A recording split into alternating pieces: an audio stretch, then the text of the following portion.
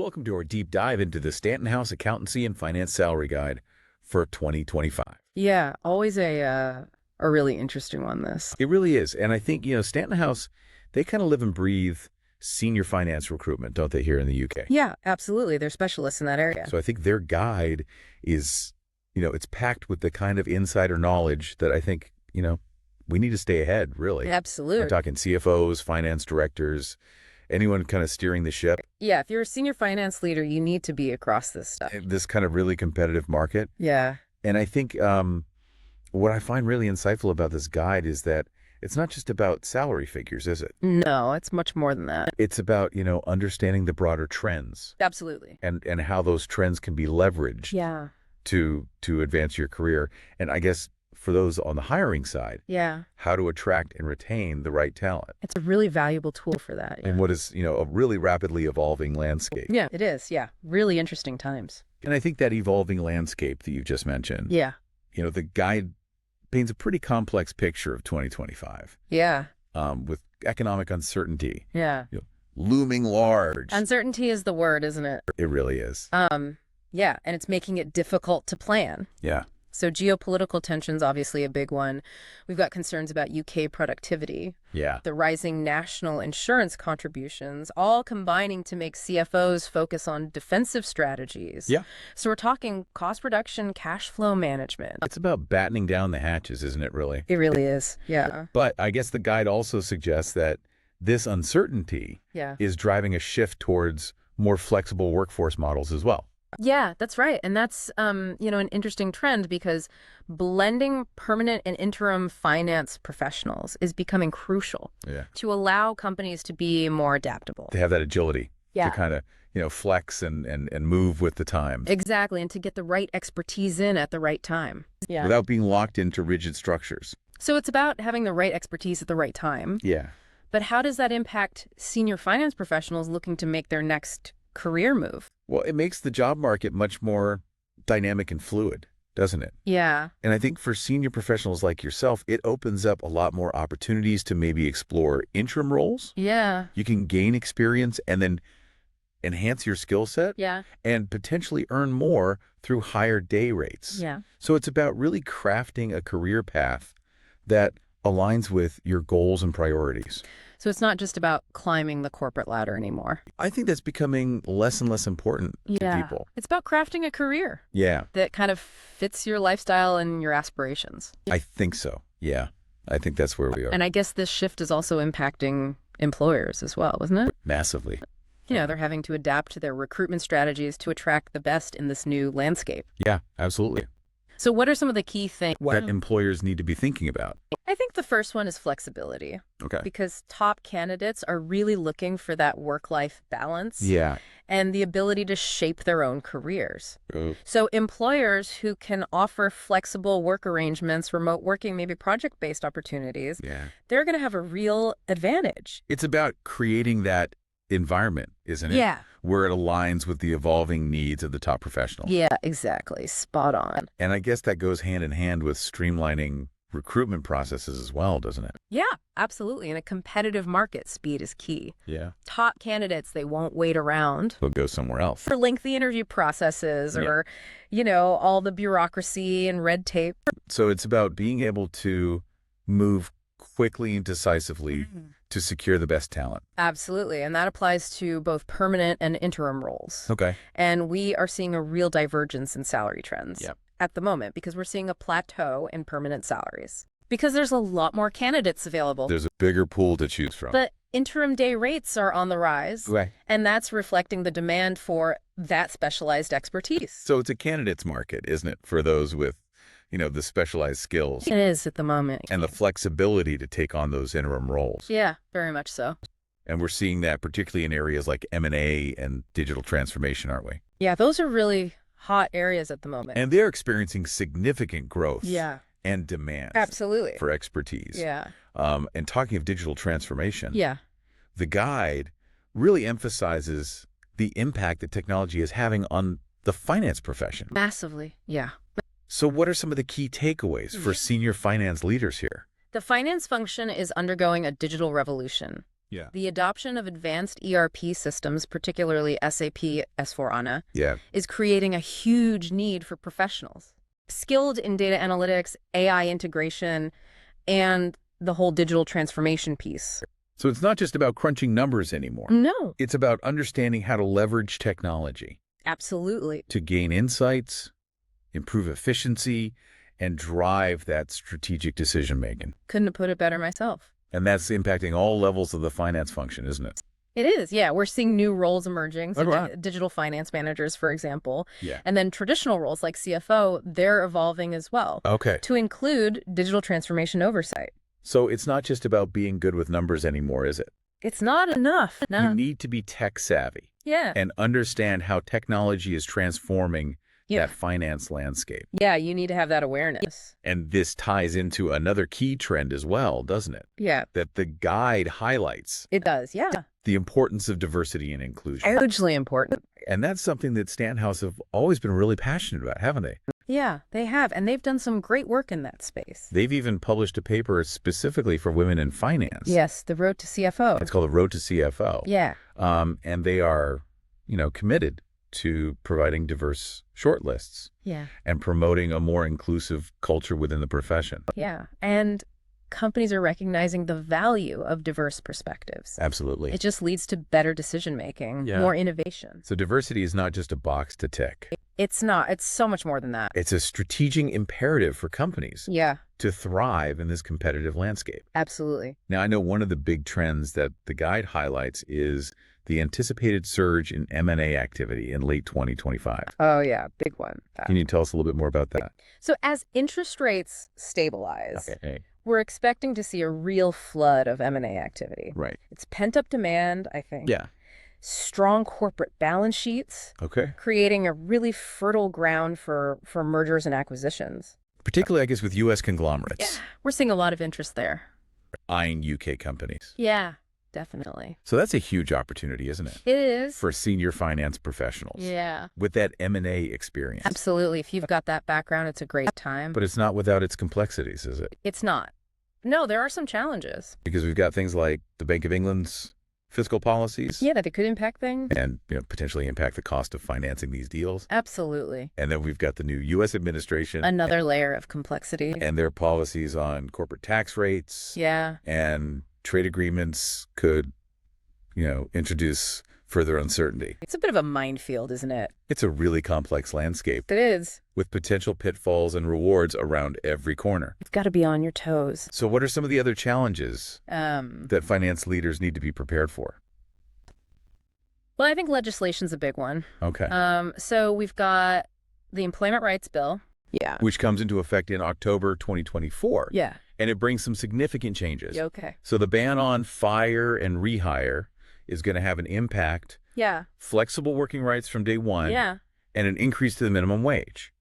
So all of this is going to have a knock-on effect to payroll and workforce planning. Absolutely. It's going to add a lot of complexity. And then, of course, we've got the rise in employer national insurance contributions as well. Oh, yeah. Don't forget about that. Up to 15%. A considerable strain on labor costs. It's a balancing act, isn't it, for CFOs trying to manage those costs? It really is. Whilst also attracting and retaining top talent. Yeah, it's a tough one. And speaking of attracting talent, the growing importance of ESG and compliance is another key trend. Yeah, use it. Shaping the finance landscape. Absolutely. ESG seems to be everywhere these days. It does, doesn't it? It's a hot topic.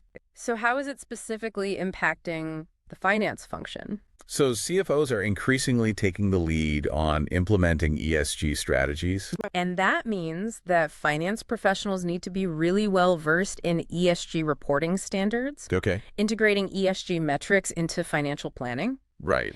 And staying ahead of those evolving regulations. Well, it's not a niche area anymore, is it? It's mainstream now. It's becoming a core competency. Yeah.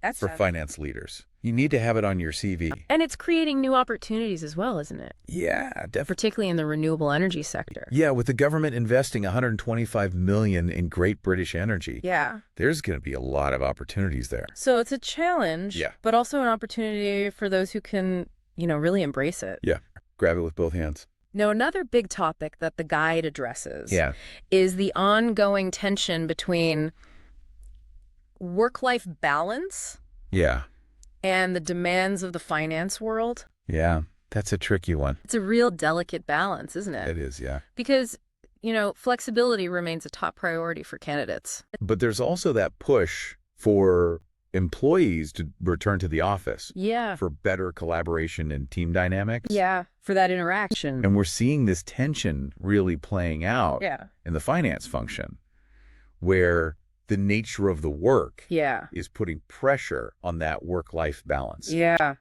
absolutely. So it's a bit of a tug of war, isn't it? It is a bit, yeah. Are there any solutions on the horizon?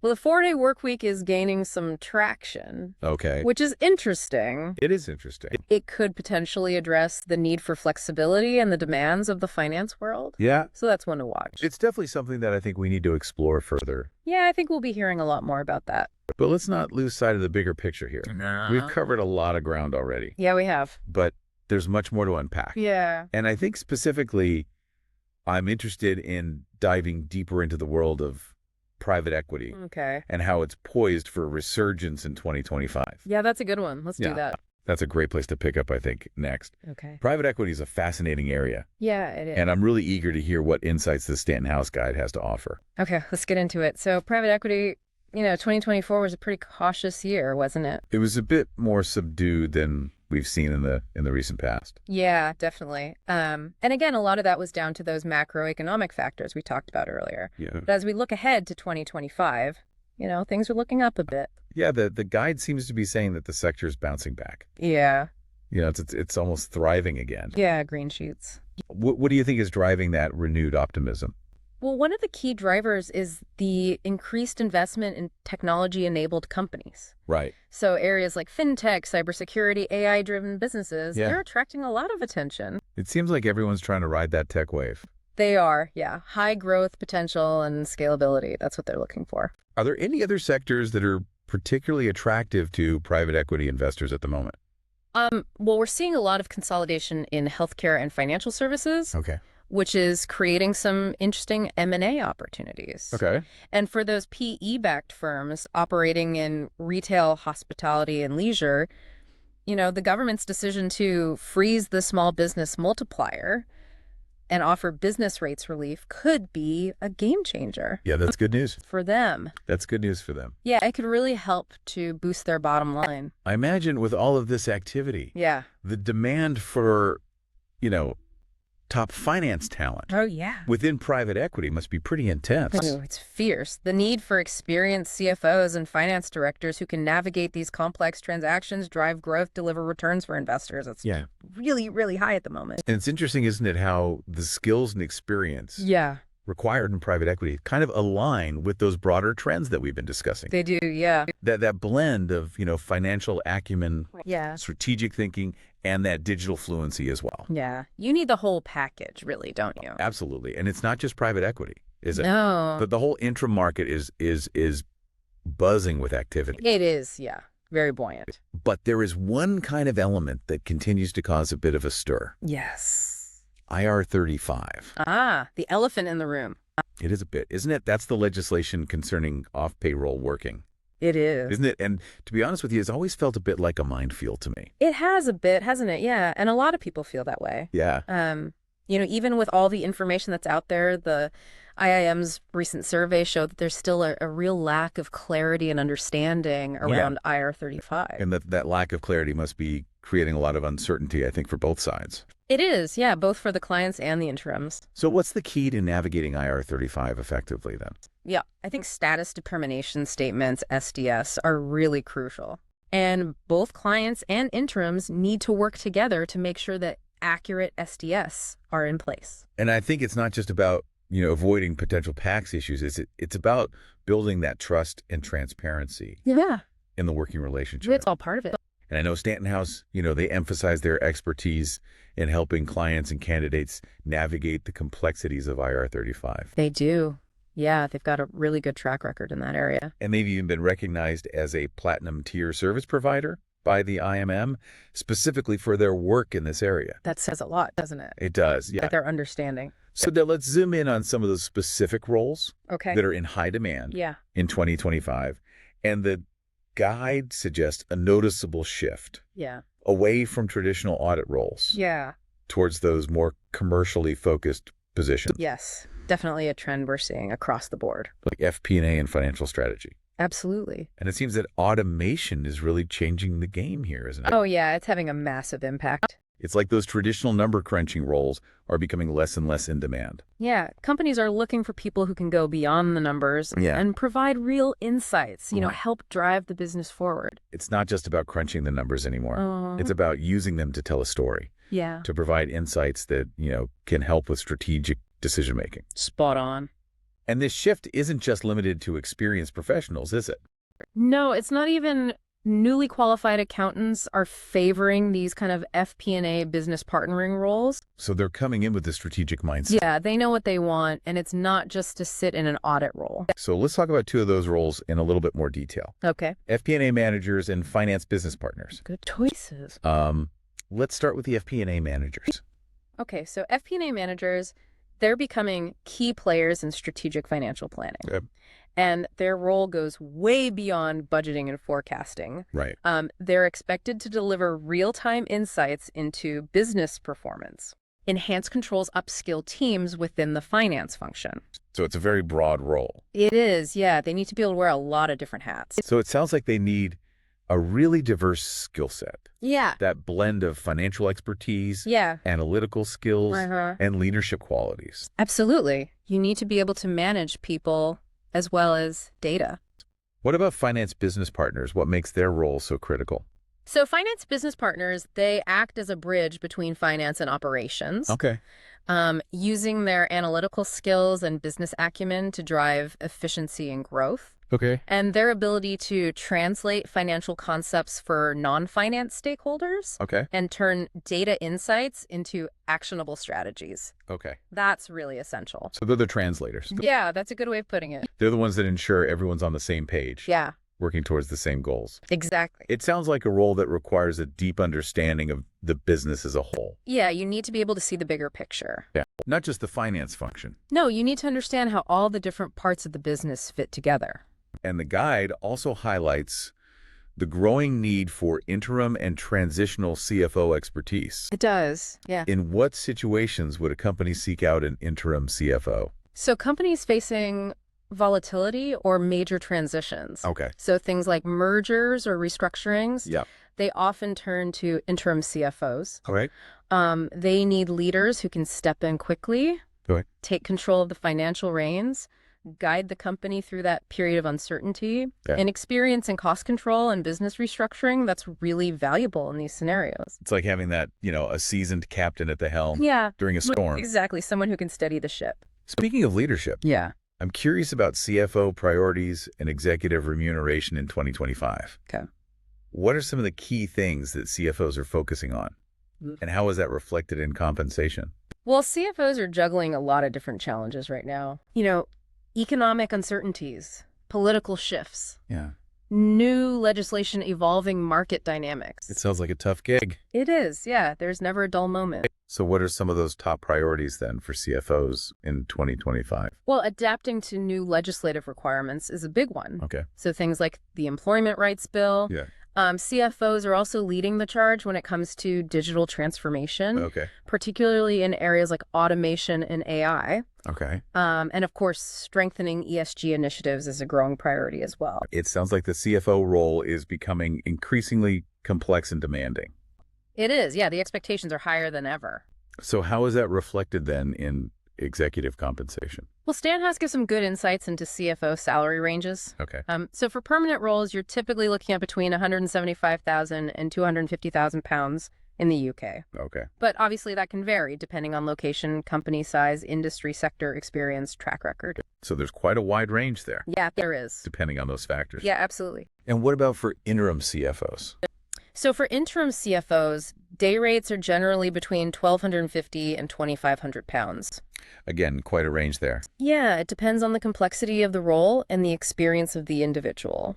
And we're also seeing a shift, aren't we, towards more long-term incentives and performance-based remuneration. Absolutely, especially in private equity and tech. And companies are moving away from that focus solely on revenue and placing a greater emphasis on maximizing shareholder returns. Yeah, it's all about delivering value. Through, efficient operations and strategic initiatives. Yeah, absolutely. So it makes sense that compensation is evolving to reflect these new priorities. Yeah, definitely. Now, before we move on, I think it's important to address the elephant in the room. Okay. The transformative impact of AI on the future of finance. Ah, yes, the big one. It's the topic that seems to be on everybody's minds at the moment. It is, yeah, it's everywhere you look. And it feels like we're really on the cusp of a major shift. Yeah, things are moving fast. So where do we even begin to unpack the implications of this? It's a big question, isn't it? It is a big question. For senior finance leaders, where do we start? Feels like a tidal wave of change about to hit the finance industry. Yeah, good analogy. And I think, as with any tidal waves, those who aren't prepared could find themselves swept away. Swept away, absolutely. Yeah. So where do we even begin then? What are some of the most significant ways that AI is already being used in finance? One of the biggest areas is data processing and automation. Okay. Those repetitive tasks that used to take hours and hours, like invoice processing, data entry, reconciliation. All that stuff. Yeah. They're now being handled by AI. So it's like having a virtual army of assistants handling all those mundane tasks. Yeah, exactly. Freeing up the finance professionals to focus on more strategic work. That's the idea. Yeah. Free up that brain power. And AI is also transforming financial forecasting, isn't it, as well? Massively. Yeah. AI-powered algorithms can analyze vast amounts of data, can't they? Yeah. Huge amounts of data. Including historical trends, market conditions, even social sentiment, to generate really accurate forecasts. And much quicker than a human could. It's like having a crystal ball that can actually predict the future. Well, almost, yeah. It's certainly getting us closer. Or at least give you a much clearer view of the road ahead. Yeah. That's a good way of putting it. And I think that ability to predict and anticipate is going to be really crucial for businesses as we navigate the uncertainty of 2025 and beyond. And with all of these changes happening, it's clear that the skills required to succeed in finance are evolving as well. Absolutely. It's a skills revolution. Yeah. And finance professionals need to adapt fast. So it's not enough to simply be good with numbers anymore. No, definitely not. You need a blend of technical and soft skills to thrive in this AI-driven world. So let's break those skills down. Yep. What are some of the key technical skills that finance professionals should be, focusing on developing? Well, data analytics is really important. You need to be able to interpret the insights that are being generated by these AI tools. Yeah. How to extract meaning from the numbers and turn that into those actionable strategies. Yeah. Familiarity with AI and automation tools, that's another one. Right. So things like robotic process, automation, AI-powered ERP systems, cloud-based accounting platforms. So it's not just about understanding the numbers themselves. It's about understanding how these AI tools work and how to actually leverage their power. Exactly. It's about working with the machines, not against them. And is there a particular area that we're seeing a real surge in demand for? Yeah. Well, expertise in data processing tools, like Power BI and SQL. Yeah. That's really sought after at the moment. And they're quite specialist tools, aren't they? They are, yeah. And there's a real shortage of qualified professionals in those areas. So for those looking to kind of enhance their skill set and stand out in the job market, that's where they should be focusing their attention. Absolutely. Get yourself certified in those tools. So we've talked about those technical skills. Yeah. But you also mentioned soft skills becoming increasingly important as well. Oh, yeah. Hugely important. What kind of soft skills are we talking about? Well, strategic thinking and business acumen are more crucial than ever. Okay. So finance professionals need to be able to see that big picture. Yeah. Connect the dots between finance and the overall business strategy. Yeah. Anticipate market trends. Be ahead of the curve. Absolutely. And what about things like change management? Yeah, that's another big one because the finance function is changing so rapidly. Yeah. Leaders need to be able to guide their teams through those transitions, embrace those new technologies and new ways of working. It's about being comfortable with that ambiguity, isn't it? It is, yeah. Embracing change and leading others through it. Yeah, you've got to be comfortable with the unknown. Absolutely. And what about things like leadership and communication skills? Yeah. It's essential. Still important. You need to be able to manage teams effectively. Translate those complex data insights into clear and actionable plans. Yeah. And communicate financial information to stakeholders across the organization. So it's about being that bridge builder. Yeah. Connecting the dots between finance, and the rest of the business. Yeah. And communicating effectively across those different audiences. Absolutely. So we've talked about that skills revolution in general. Yeah. But are there any specific finance roles that are being most affected by AI? Well, I think all roles are going to see some level of impact.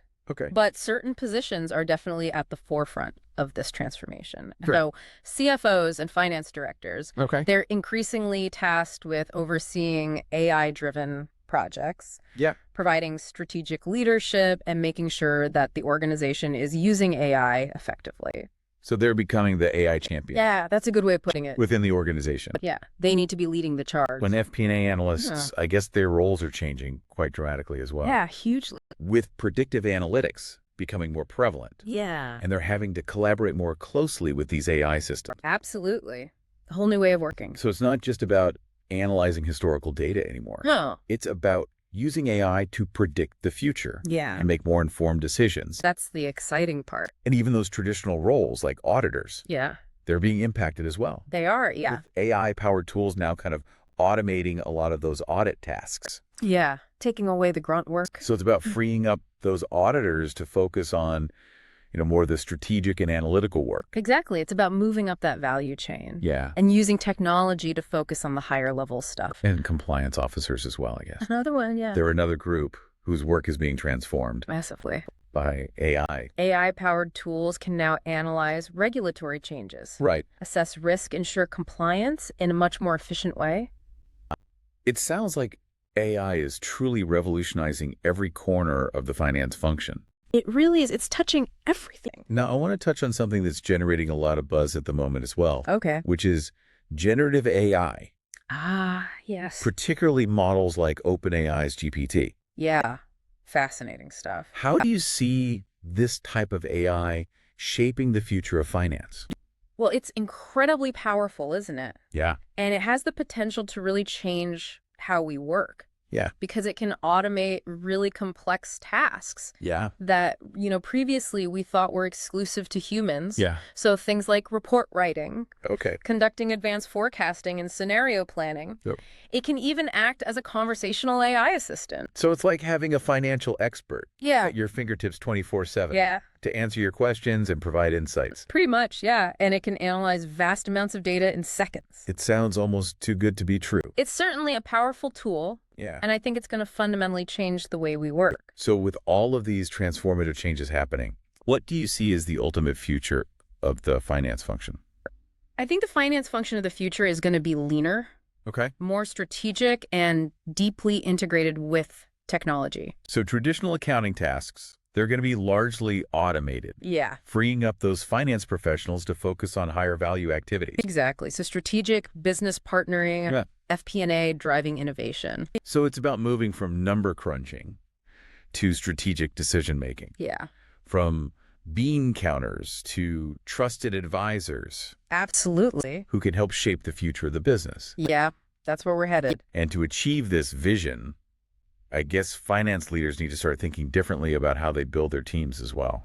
Yeah, they do, because the finance team of the future is going to need data scientists. Okay. Data analysts, AI specialist developers, and of course we'll need those tech-savvy finance executives as well, the CFOs and senior leaders who understand AI and how to leverage it. It's a whole new world. It is. For the finance profession. A brave new world. But in all of this talk about automation and AI, it's important to remember that human intelligence is still going to be critical. Oh, absolutely. AI is a powerful tool. Yeah. But it's not a replacement for human judgment, creativity, critical thinking. It's about finding that balance, isn't it? It is. That sweet spot where human intelligence and artificial intelligence can work together. Absolutely. To create a more efficient, insightful, and ultimately a more successful finance function. Oh, that's the holy grail, isn't it? And it's about embracing the power of technology.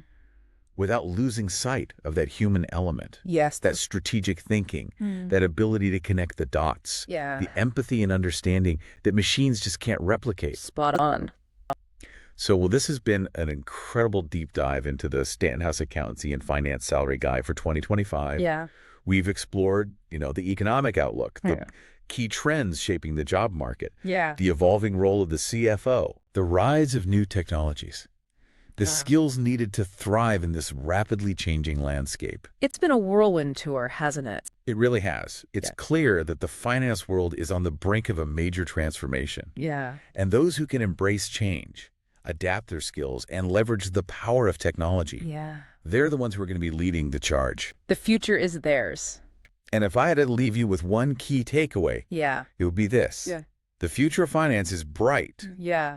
But it also demands courage, agility, and a willingness to embrace the unknown. Couldn't put it better myself. For those of you listening, I encourage you to reflect on the insights that we've shared today. And ask yourself, how can you leverage these trends to position yourself as a leader in the future of finance? What steps can you take today to ensure that you're not just keeping up, but thriving in this dynamic and evolving landscape? And to delve deeper into these insights, I highly recommend downloading a copy of the full Stanton House Salary Guide. It's a great resource. And if you're seeking expert guidance on navigating the complexities of the 2025 finance world, don't hesitate to reach out to Stanton House. They're the experts. They really are the go-to experts in this space. Absolutely. So until next time, keep learning, keep growing, and keep pushing the boundaries of what's possible in the world of finance. See you next time.